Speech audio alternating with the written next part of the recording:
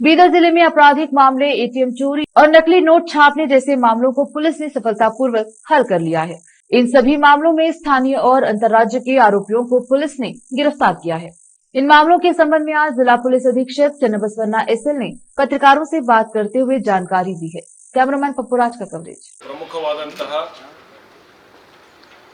ATM ಕಳ್ಳತನದ ಅತ್ಯಂತ ದೊಡ್ಡ ಒಂದು ಜಾಲವನ್ನ ಅಪರಾಧಿಗಳನ್ನ ಆರೋಪಿಗಳನ್ನ ಅಂತರರಾಜ್ಯ ಮಟ್ಟದ ಆರೋಪಿಗಳನ್ನ ಇವತ್ತು ಬಂಧಿಸಿದೀವಿ। ಈ ಒಂದು ಆರೋಪಿಗಳ ವಿಚಾರಣೆ ಮಾಡಲಾಗಿ ಒಟ್ಟು ಅಂತರರಾಜ್ಯದ 12 ಪ್ರಕರಣಗಳು ಬೆಳಕಿಗೆ ಬಂದಿದ್ದಾವೆ।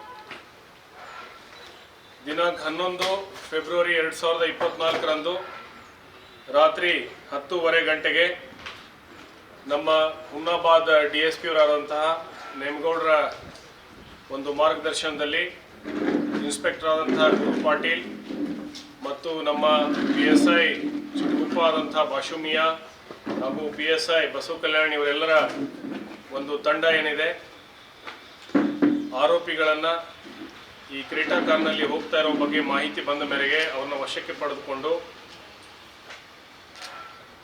ಅವರನ್ನು ವಿಚಾರಣೆ ಮಾಡಲಾಗಿ ಅವರು ಏನಂದ್ರೆ ಈ ಎಟಿಎಂಗಳನ್ನು ಕಳ್ಳತನದ ಪ್ರಕರಣಗಳಲ್ಲಿ ಭಾಗಿಯಾಗಿರುವುದನ್ನು ತಪ್ಪೊಪ್ಪಿಕೊಂಡಿರ್ತಾರೆ ಮತ್ತು ಅವರ ಗ್ಯಾಂಗ್ನ ಇನ್ನುಳಿದ 4 ಜನ ಆರೋಪಿಗಳ ಬಗ್ಗೆ ಕೂಡ ಮಾಹಿತಿಯನ್ನು ನೀಡಿರ್ತಾರೆ।